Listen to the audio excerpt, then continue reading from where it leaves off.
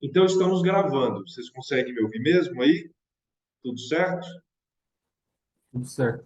Entrou. Legal. Então, podemos avançar. Meus amigos, como eu mencionei ontem, amigos e amigas, como mencionei ontem para vocês, hoje nós estamos dando fim ao nosso primeiro semestre, o semestre de Teoria da Constituição, que você ficou lá 5, 6 meses inteiros, integrais, vendo isso. Você teve a oportunidade de ver aqui em 6 aulas, de segunda a quinta e depois segunda a terça, né, que é hoje. E aí, então, nós concluímos essa parte tão importante do direito constitucional, essencial para a compreensão das outras frações da disciplina, né? Tem os seus desafios, mas felizmente nós o vencemos. Então, aproveite agora com a conclusão dessa etapa para fazer todas as questões correspondentes. Quanto às questões da OAB, você vai observar aí ao final, depois do término da aula 6, que elas começam, são 19 questões que foram coletadas de todos os exames desde que a OAB unificou o exame, ou seja, desde 2009 para 2010. Então, todas as questões referentes à teoria da Constituição que caíram até então estão aí no seu material para você fazer, e ao todo são 19 questões. Na sequência, você encontra questões relacionadas a concursos públicos, da magistratura, Ministério Público, Procuradoria do Estado, Defensoria, Delegacia de Polícia, tá? Tá tudo aí no seu material. 19 questões da OAB, 52 questões de concurso, só para você se divertir. Então, se programe, se organize, para que num feriado, eventualmente num domingo, um dia mais tranquilo, você separa, marca o tempo, né? Faz o cálculo proporcional de quanto tempo você teria para dispor numa prova da OAB, e aí você senta no lugar tranquilo e faz as questões, se testa, e caso tenha alguma dúvida, fico à disposição para nós conversarmos a respeito e solver essas questões também, tá? Hoje a gente avança com a sexta aula, que é a eficácia e aplicabilidade das normas jurídicas, e eu já adianto que a aula de hoje será mais curta do que as aulas anteriores, porque o conteúdo dessa aula é, de fato, menor, é mais restrito do que das aulas anteriores, e eu suponho que também a compreensão relativa a essa matéria também seja razoavelmente simples, não obstante a sua relevância para a compreensão de outras tantas frações da disciplina. Tudo bem? Sendo assim, começamos com nosso tema, tá? Eficácia e aplicabilidade das normas jurídicas. Há uma tese que foi defendida e que ficou famosa pelo professor José Afonso da Silva. Professor José Afonso da Silva, que é, na minha opinião, pelo menos, de outras tantas pessoas, o maior constitucionalista brasileiro vivo. Hoje, o professor José Afonso da Silva, ele tem 97 anos, e eu tive a oportunidade de assistir uma palestra dele recentemente, há uns 2 anos atrás, né, quando ele tinha 95 anos, ainda estava bem mais moço, né, com 95, e ministrando palestras com vigor, com fôlego, com entusiasmo, com a esperança, dizia ele na palestra, de ainda ter a oportunidade de ver a redenção do seu país. E o professor José Afonso da Silva, essa lenda, que foi inclusive orientador do meu orientador no mestrado, professor Vigito Paiquim, ele defendeu essa tese das normas constitucionais, dando a ela classificação, né? Foi até a sua tese para se tornar professor titular da Universidade de São Paulo, Largo de São Francisco, salvo engano, isso ainda na década de 60. E ali ele defendeu essa distribuição das normas constitucionais quanto à sua eficácia. As normas constitucionais, segundo o professor José Afonso da Silva, teriam eficácia plena, contida e limitada, que é uma construção doutrinária, é uma construção jurisprudencial, depende da análise de cada preceito ali da Constituição, e mediante essa análise passa-se a identificar essas normas constitucionais, como tendo eficácia plena, contida ou limitada. Basicamente, a norma constitucional de eficácia plena, ela nasce pronta para ser aplicada de maneira imediata, de maneira direta, de maneira integral, o que destoa das outras ramificações. A norma constitucional de eficácia contida, por exemplo, não obstante, assim como a de eficácia plena nasça pronta também para ser aplicada, né, de maneira imediata, de maneira direta, nem sempre ela será aplicada de maneira integral, porque ela é restringível, ela pode ser contida.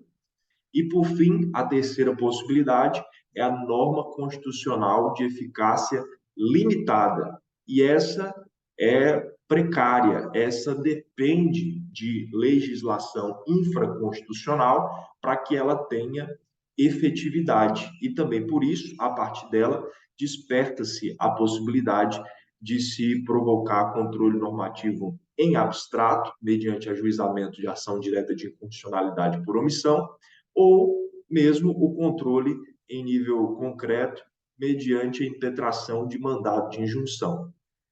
Nesses breves minutos, eu suponho ter apresentado para vocês basicamente tudo que precisamos ver hoje, mas vamos aqui na tela acompanhar de maneira relativamente pormenorizada aquilo que a gente precisa compreender a respeito da disciplina. Então, voltando, há normas constitucionais e elas podem ser classificadas segundo a sua eficácia. E essa é uma construção do professor José Afonso da Silva. Pode ser de eficácia plena, de eficácia contida e de eficácia limitada. Quando se trata de eficácia plena, como diz aí na sua tela, o constituinte embute na norma todos os elementos necessários à produção de efeitos, independente de norma integrativa infraconstitucional. A norma está pronta para ser aplicada. Ela não precisa ter o desdobramento legislativo. É claro que ela pode sim contar com desdobramento legislativo, mas ela não depende. Entende isso? Ela não depende, ela já tem efetividade, ela pode ser aplicada. Por exemplo, questões relacionadas à liberdade de ir e vir. Se trata de norma constitucional de eficácia plena, pronta para ser aplicada, mas nada impede que nós contemos com legislação infraconstitucional que trate sobre o habeas corpus, por exemplo.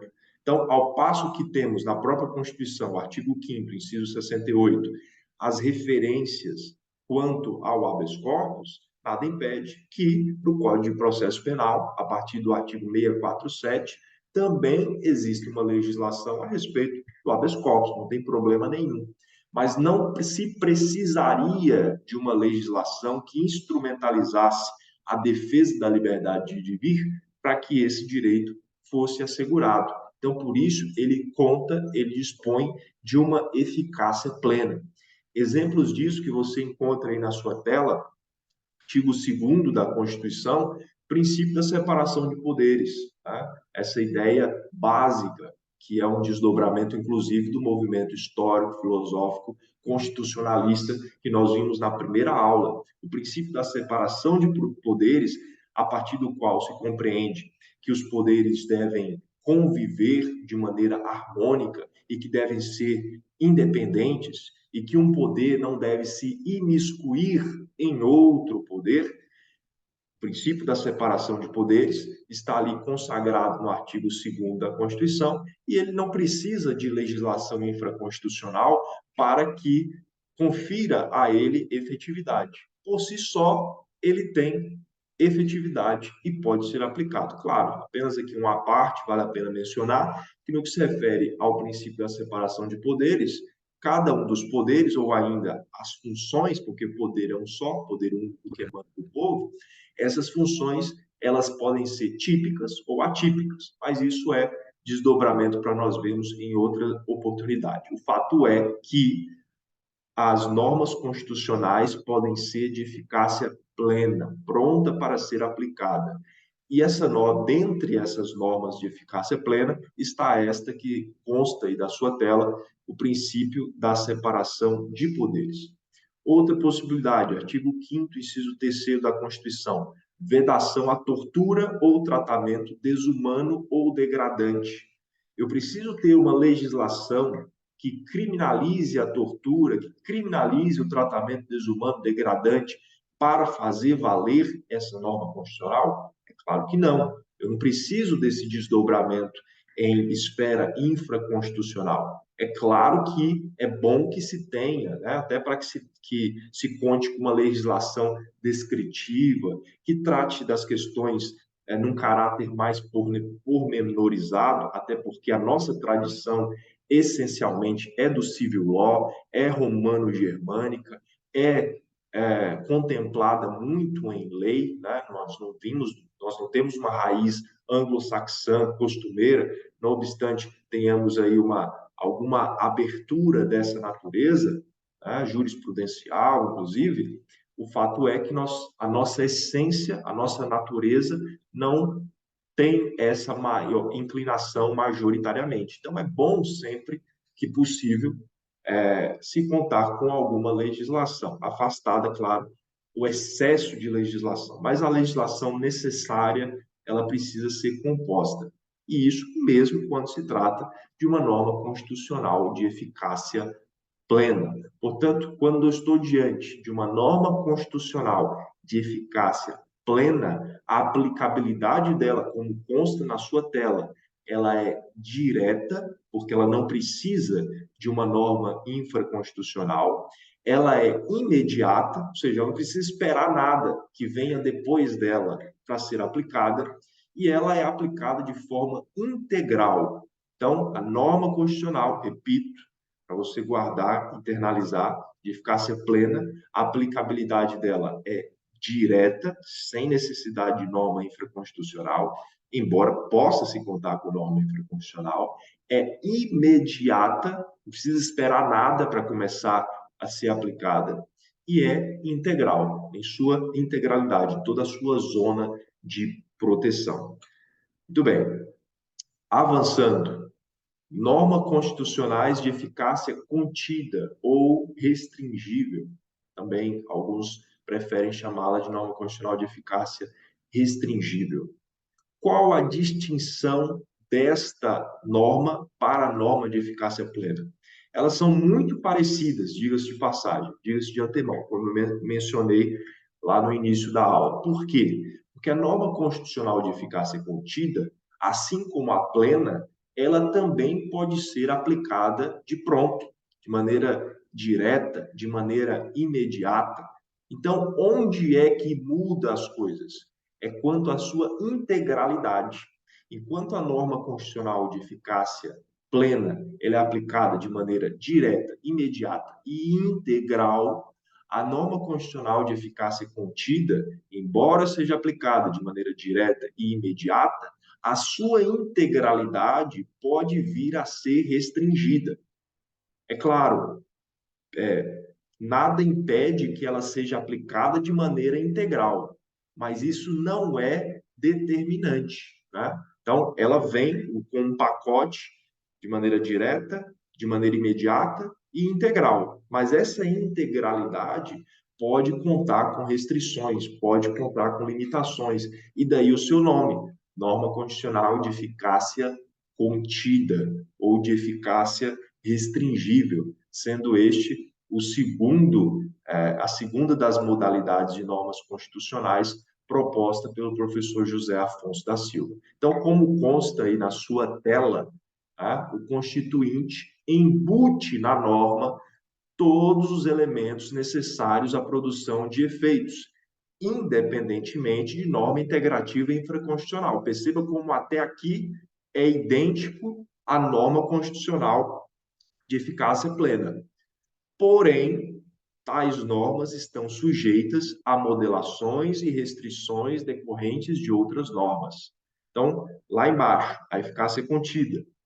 A aplicabilidade é direta e imediata, mas provavelmente não será integral, assim como é integral a norma plena, né? Pode até vir integral, mas essa integralidade pode ser restringida. O exemplo clássico é este que os senhores, as senhoras, as senhoritas vivem neste momento no preparo para o exame da OAB. A Constituição Federal lhe garante a liberdade de ofício, porém considera que alguns ofícios, algumas profissões, dadas as suas implicações, a implicação do seu exercício para a coletividade, ela deve contar com exames que assegurem um preparo mínimo daqueles profissionais para o exercício da sua função.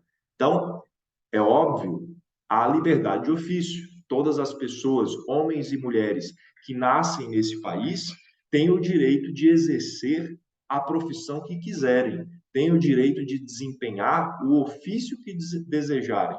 Porém, algumas profissões precisa se cumprir o regramento legal, precisa se cumprir a proposta constitucional e legal para garantir a segurança da sociedade. Então, isso não acontece para qualquer profissão, nenhum demérito às outras profissões que não oferecem insegurança para a sociedade, mas algumas profissões não precisam. O que já foi objeto de decisão nos tribunais. Profissão de músico. É claro que se quer assistir e contemplar o trabalho de um bom músico, mas na pior das hipóteses, caso ele faça um trabalho ruim, mas o que pode acontecer é que ele seja objeto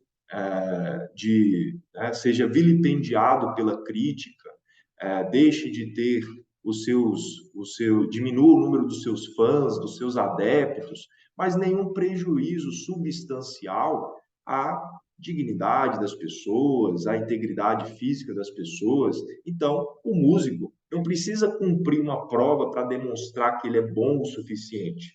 Por outro lado, vocês precisam vencer a proposta de uma prova desafiadora, demonstrar que tem condições mínimas do exercício para o exercício da profissão. Por isso, essa norma constitucional de liberdade de ofício, embora ela seja aplicada de maneira direta, sem necessidade de uma legislação infraconstitucional, embora ela seja aplicada de maneira imediata, de pronto, esse direito de liberdade de ofício, ele pode ser restringido para que só o exerça quando se tratar, por exemplo, da função do ofício de advogado ou advogada, aquele que for aprovado no exame de ordem, no exame da OAB, exame que teve a sua constitucionalidade confirmada pelo Supremo Tribunal Federal.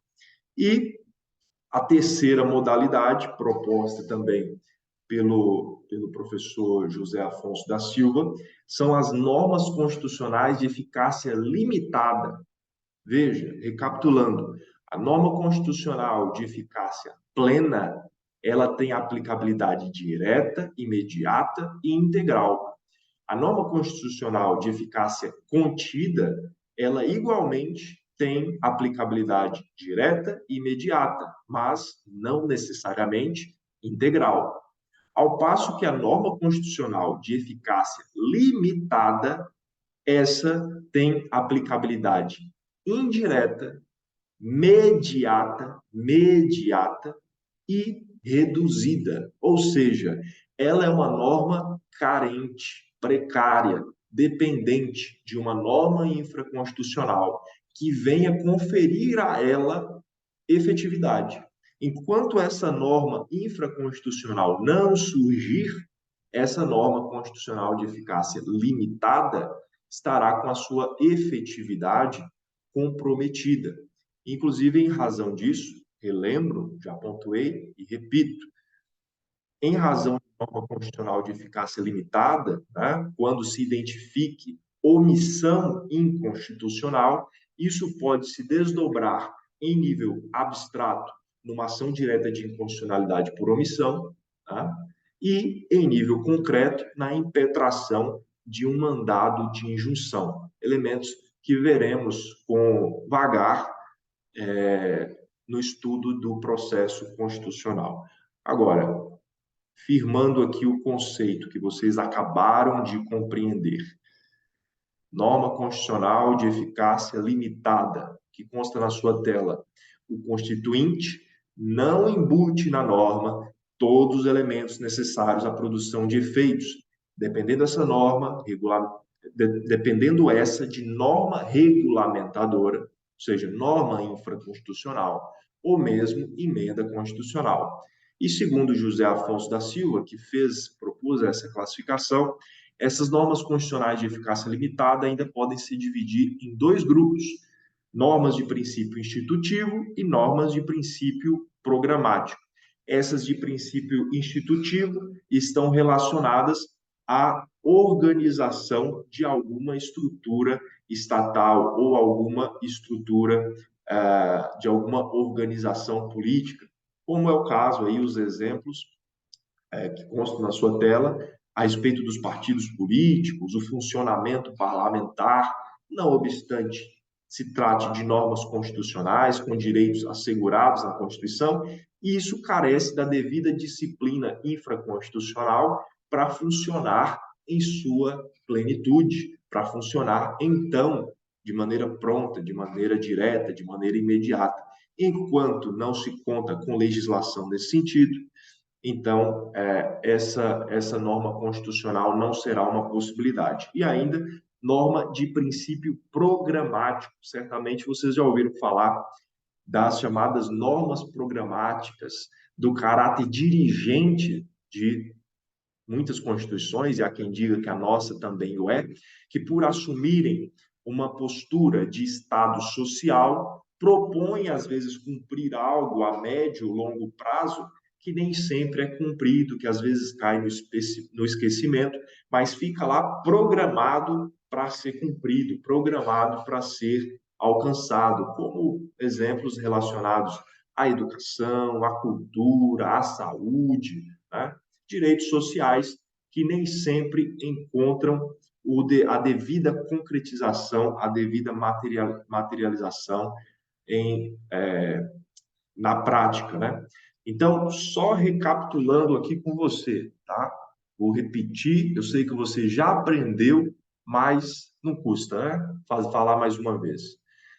O José Afonso da Silva, que é maior constitucionalista vivo, maior constitucionalista brasileiro vivo, do alto dos seus 97 anos hoje, né? Nascido em 30 de abril, diga-se de passagem. O professor José Afonso da Silva, ele construiu aí essa tese em que classificou as normas constitucionais em três vertentes: norma constitucional de eficácia plena, com aplicabilidade direta, imediata e integral; norma constitucional de eficácia contida, que, assim como a plena, é aplicada de maneira direta e imediata, mas possivelmente, provavelmente, não será integral; e norma constitucional de eficácia limitada, que é aplicada de maneira indireta, de maneira mediata e de maneira reduzida, tá? Porque ela depende de norma regulamentadora,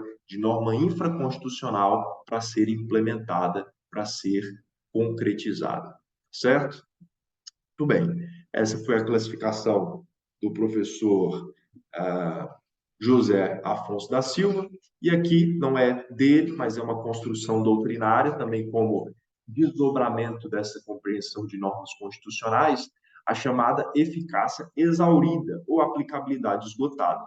Em aulas anteriores, suponho até que tenha sido na segunda aula, nós falamos sobre o ato das disposições constitucionais transitórias, que é o elemento normativo de transição entre regimes. É o porão, né? Então, quando você faz uma mudança de uma casa para outra, sempre tem o porão ou tem o chamado quarto da bagunça, né? Você sempre tem, mas costumeiramente tem. Se você tem em casa, você sabe.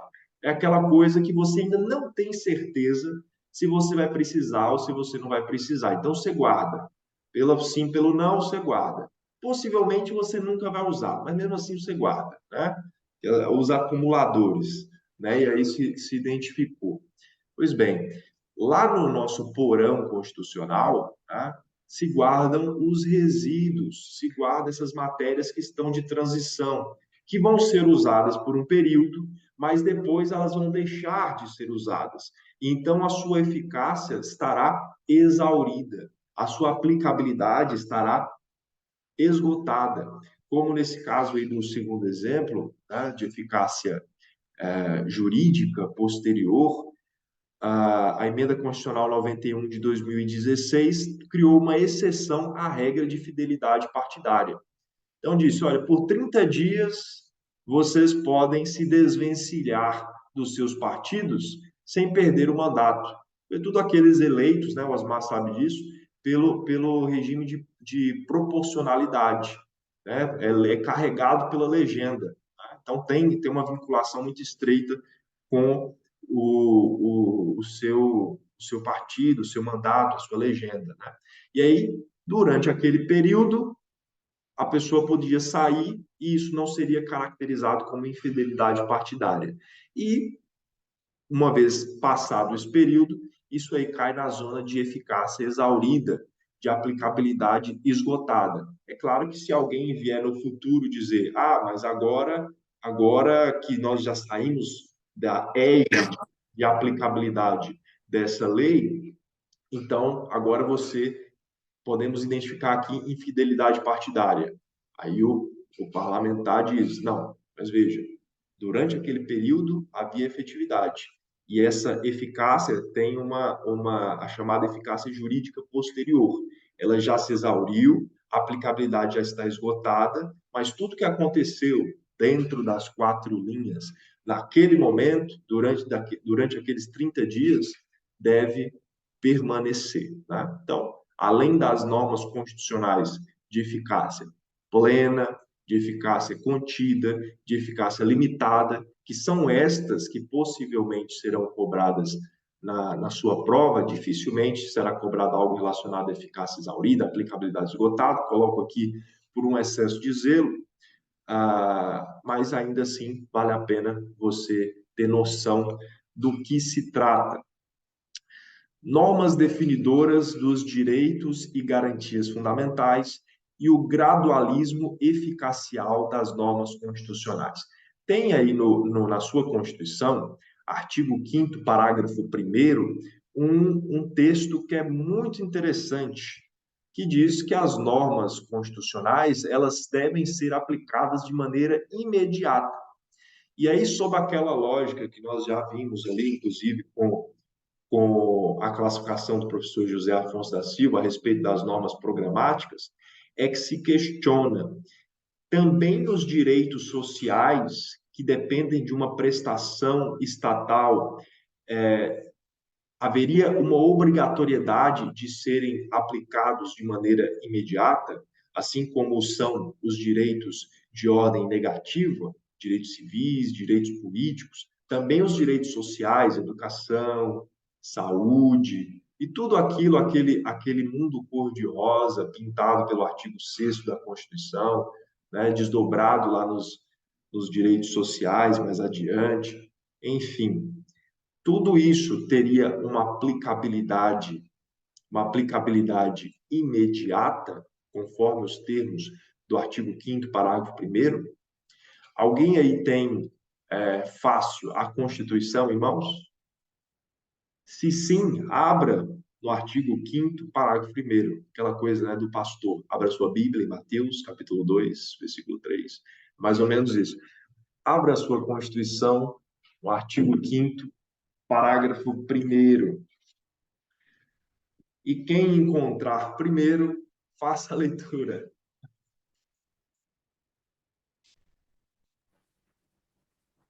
Todos são iguais perante a lei, sem distinção de qualquer natureza, É o garantida, caput, certo? sim, Pode avançar para o parágrafo primeiro, por favor. no parágrafo primeiro.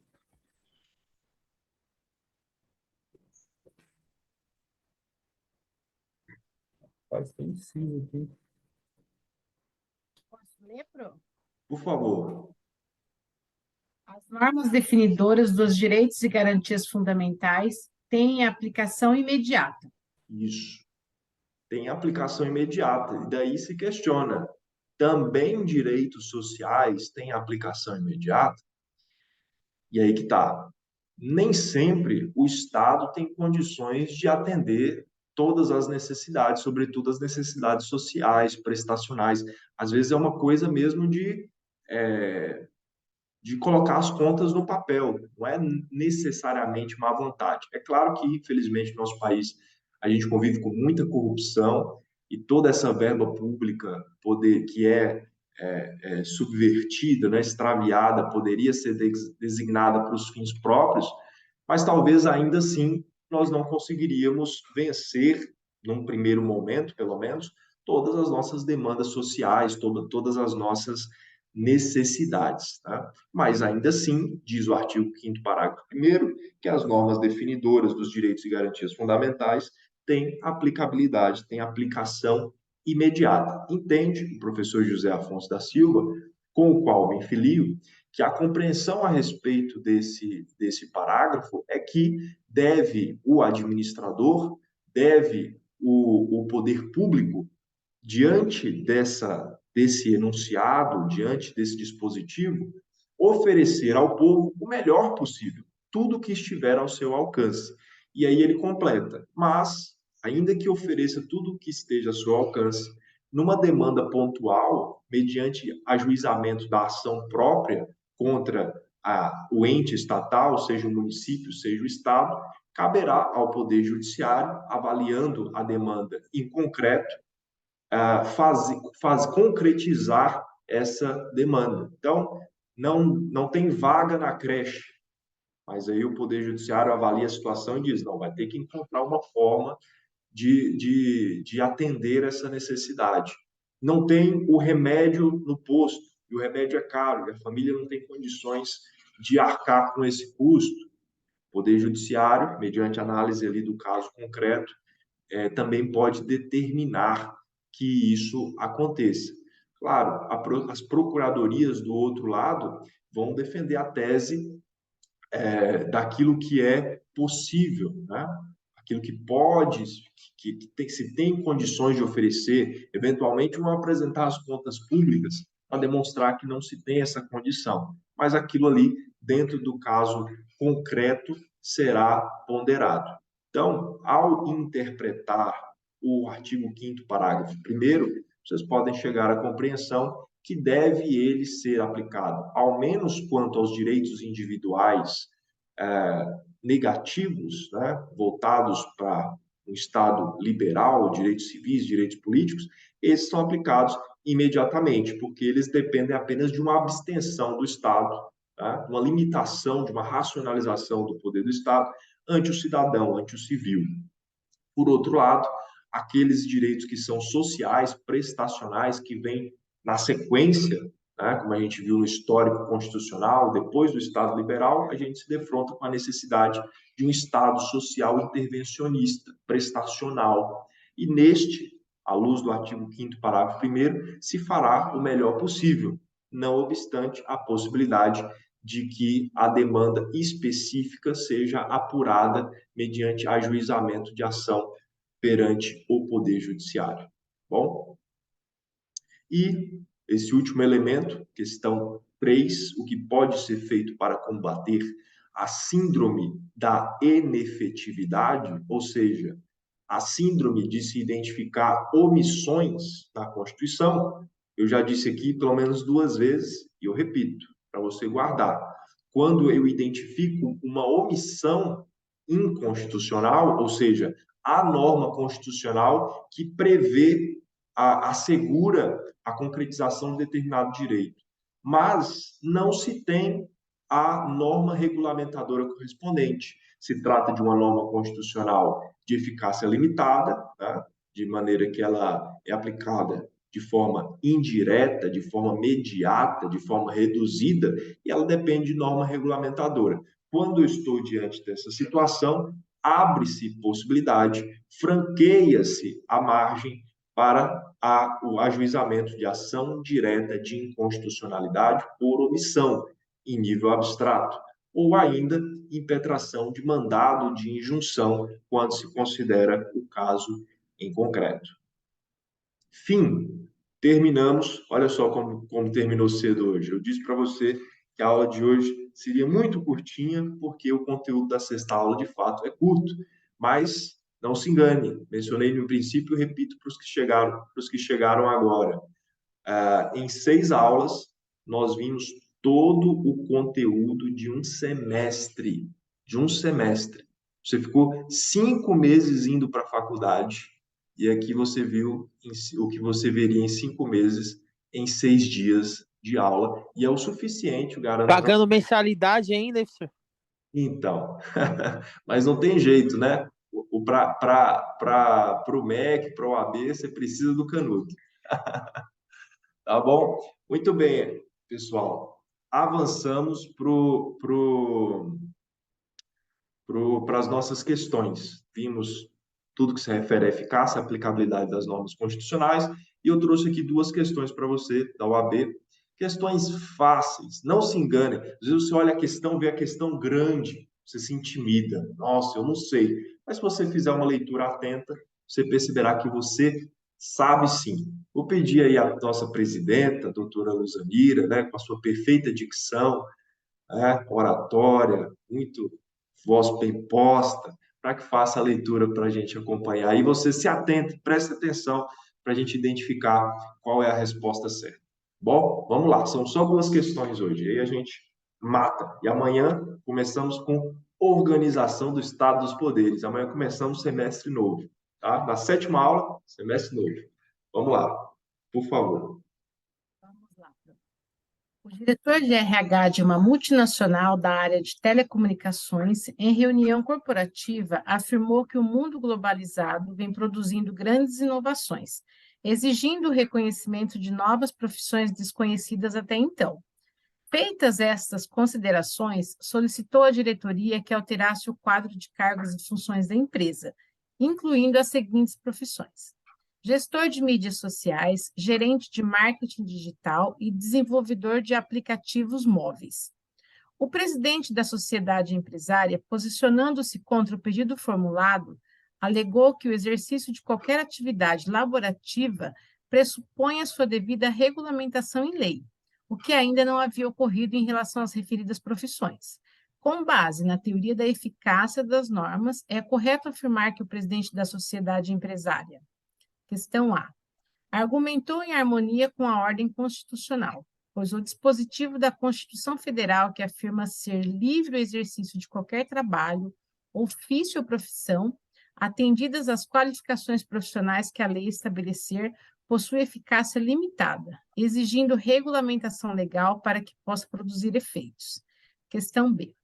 Apresentou argumentos contrários à ordem constitucional, pois o dispositivo da Constituição Federal, que afirma ser livre o exercício de qualquer trabalho, ofício ou profissão, atendidas as qualificações profissionais que a lei estabelecer, possui eficácia contida, de modo que, inexistindo lei que regulamente o exercício da atividade profissional, é livre o seu exercício.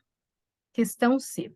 Apresentou argumentos contrários à ordem constitucional, pois o dispositivo da Constituição Federal, que afirma ser livre o exercício de qualquer trabalho, ofício ou profissão, atendidas as qualificações profissionais que a lei estabelecer, possui eficácia plena, já que a liberdade do exercício profissional não pode ser restringida, mas apenas ampliada.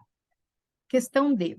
Argumentou em harmonia com a ordem constitucional, pois o dispositivo da Constituição Federal, que afirma ser livre o exercício de qualquer trabalho, ofício ou profissão, atendidas as qualificações profissionais que a lei estabelecer, não possui nenhuma eficácia, devendo ser objeto de mandado de injunção para sua devida regulamentação. E aí? Primeiro ponto, obrigado, presidenta, aí, pela brilhante leitura. Primeiro ponto, gente, que se deve, diante dessa questão, você deve voltar no enunciado e consultar. O que disse o presidente da sociedade empresária? Esse é o ponto, porque todas as assertivas partem daquilo que ele disse, daquilo que ele argumentou. Então, você volta lá e diz, na segunda parte aí da sua questão. O presidente da sociedade empresária, posicionando-se contra o pedido formulado, alegou que o exercício de qualquer atividade laborativa pressupõe a sua devida regulamentação em lei. Então, o que ele está dizendo? Qualquer trabalho depende de lei. Tá? Então, se tem a liberdade de ofício prescrita em norma constitucional, mas para que essa liberdade seja exercida, tá? Seria necessário que se contasse com a devida regulamentação legal. Esse é o primeiro ponto. Aí você chega à conclusão. Esse argumento dele, que é necessário que qualquer profissão tenha regulamentação legal, é um argumento correto ou é um argumento incorreto?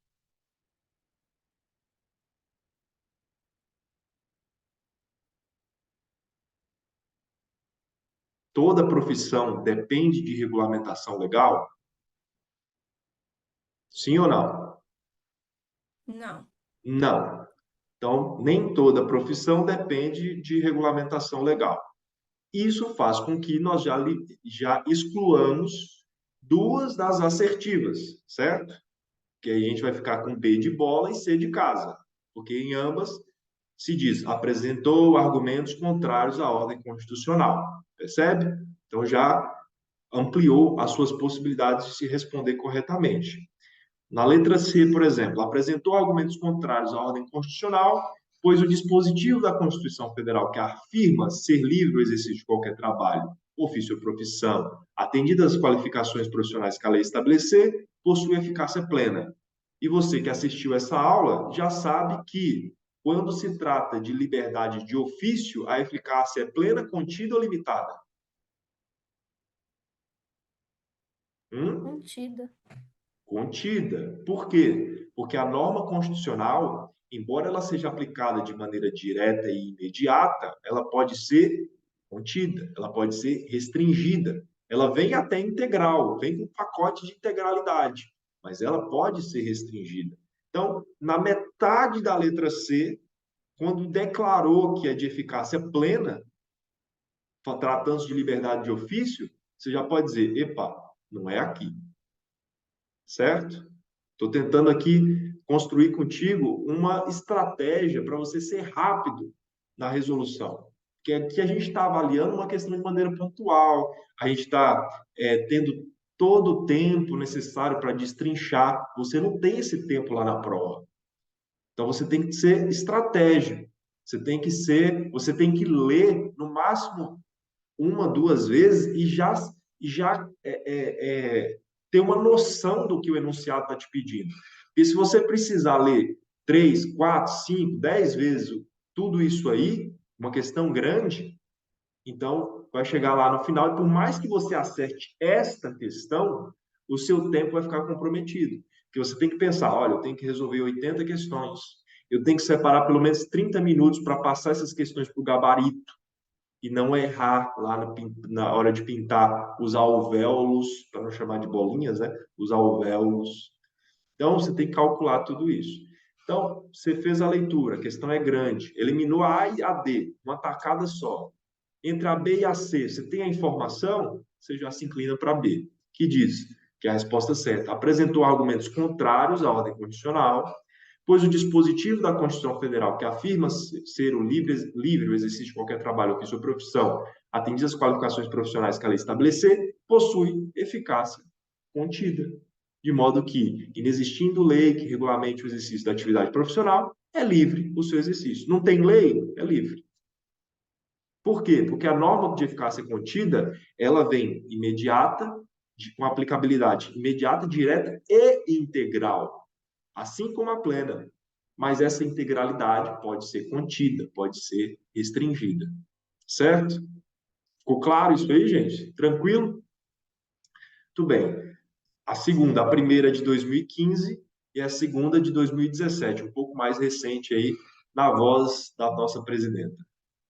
Por favor, por gentileza. Pro do céu. A gente tinha um tratado antes, lembra? Você esqueceu.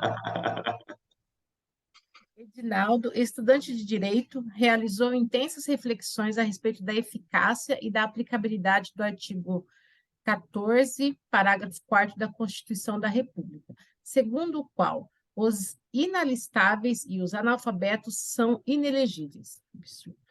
A respeito da norma obtida a partir desse comando, à luz da sistemática constitucional, assinale a alternativa correta. Alternativa A. Ela veicula o programa a ser implementado pelos cidadãos sem interferência estatal, visando a realização de fins sociais e políticos. B. Ela tem eficácia plena e aplicabilidade direta, imediata e integral, pois desde que a Constituição da República Federativa do Brasil, de 1988, entrou em vigor, já está apta a produzir todos os seus efeitos. Questão C.